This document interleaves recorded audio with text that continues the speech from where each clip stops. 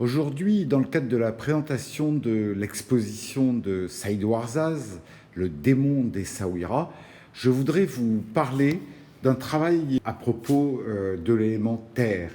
On voit rapidement un certain nombre d'œuvres pour lesquelles il a mélangé la terre avec les pigments.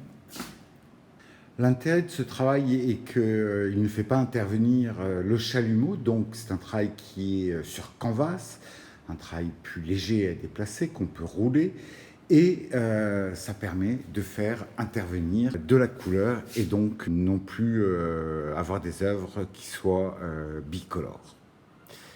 C'est une série d'une dizaine de tableaux de 62 côtés. Je vais vous en présenter 7. Ici, on a donc un tableau qui est dans des teintes relativement éteintes, mais qui s'accordent magnifiquement. On remarque que Saïd grave la matière une fois qu'il l'a appliquée.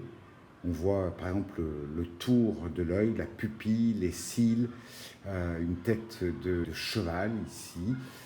C'est un très beau tableau. Il y a aussi un travail toujours de projection. On s'aperçoit ici qu'il y a à nouveau une tête de cheval qui n'est pas gravée mais qui est tracée en noir. Ici, une espèce de petite tête couronnée, on dirait un roi lion mais en petit format, des vagues, des traits, avec un bleu qui est d'une belle intensité. On a un effet matière qui est perceptible quand on s'approche de la toile. On voit le grain du canvas et le grain de la terre appliqué sur le canvas. On remarque que Saïd a gravé avec des outils de différents diamètres, de différentes tailles. On a des lignes simples, on a des lignes plus larges, plus élaborées. Les marques ne sont pas les mêmes. C'est vraiment un très très beau travail et j'espère vivement qu'il y aura une suite à cette recherche.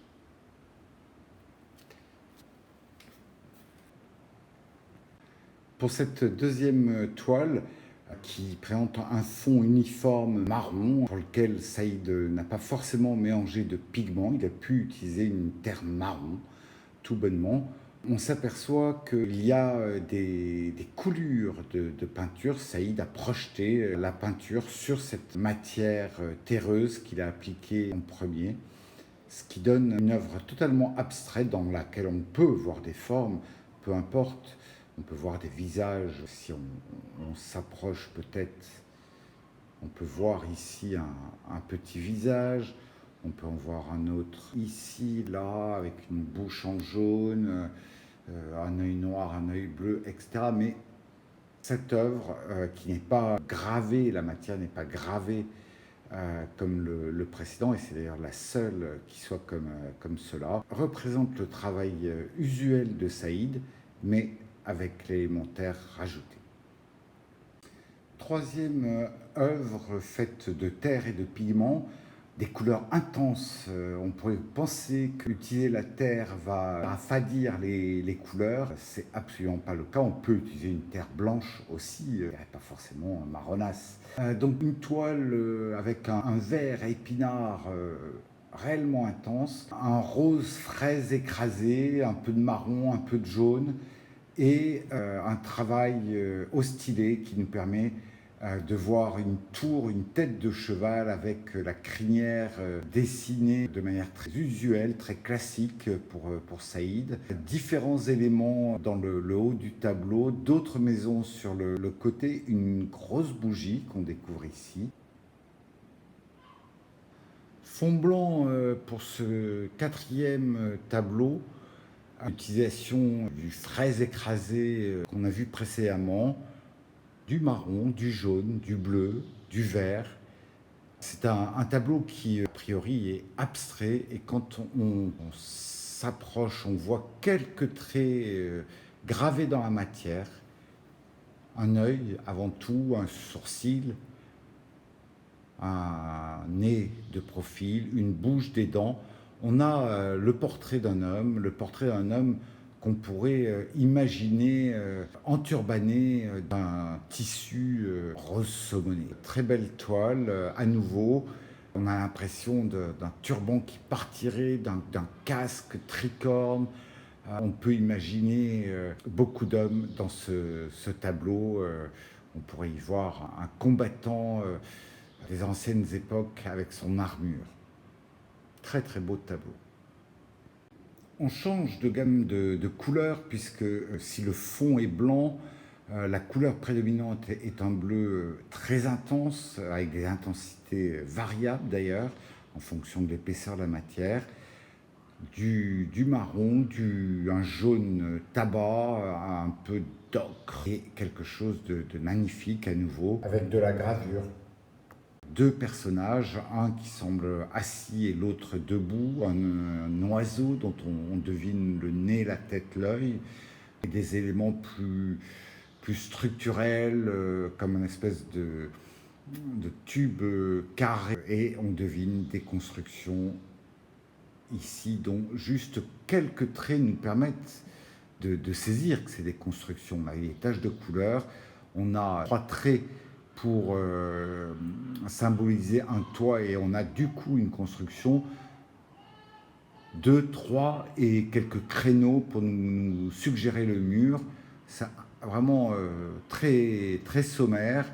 On a une tête qui est plus élaborée, peut-être plus complète, mais qui est faite très rapidement de quelques traits, avec ces habits qu'on découvre ici en jaune, là, et la tête d'un homme qu'on devine plus âgé, quelques traits à nouveau pour symboliser le haut du dos, une manche éventuellement. On a le bas du premier avec un pied, quelques éléments, et on a un tableau qui est fini et qui est magnifique. Une œuvre qui est impressionnante, fond blanc, un jaune maïs, un fraise écrasé et quelques taches de bleu, de marron. C'est peu de couleurs pour un peintre à couleur comme Les Saïd. Cela dit, ça fait une toile magnifique et quelques traits de stylet pour donner corps à tout ça. On a une demi-tête qui est dessinée, un œil qui est gravé, l'autre nous est suggéré par la tache correspondante en blanc. Cette tête n'est même pas complètement formée, juste on a l'arrière, une mâchoire, un œil et ça nous donne la tête, on la voit très bien. On a un animal mythique où là aussi on a quelques traits gravés, la moitié du haut de la tête, les oreilles, l'œil et la crinière. On est en présence d'un cheval qui se termine là où la tache de blanc se termine. On a un véhicule ici en dessous avec des roues, un camion dont on voit la cabine ici. Regroupement de 2-3 personnes. 3 personnes, mais la troisième est très légèrement dessinée, et une espèce de pirogue, banane, très très très étonnant. Très beau tableau. On revient à des couleurs moins lumineuses, mais non moins intéressantes. On a à nouveau un fond blanc, on a de l'ocre, du gris, ce rose fraise écrasé, 3 couleurs et des traits. Cette fois-ci, on a beaucoup de traits. Dans l'angle droit, on distingue une grande tête, un petit personnage dans l'angle lui-même, une tour mosquée, un personnage, non pas un personnage, mais des oreilles de chat, donc une tête de chat, très doux d'ailleurs, avec ce gris. En dessous, on a une autre tête qui n'est figurée que par des yeux, 2 trous pour le nez et le menton. On a un personnage ici très étonnant. On aurait pu croire à une brosse à dents après temps. Et en fait, c'est une personne, ses cheveux, son corps, une personne en mouvement. On a un espèce de canard présentement ici, une espèce de plume. C'est un tableau qui est unique en son genre parce qu'il comporte énormément de traits gravés dans la matière avec différents outils.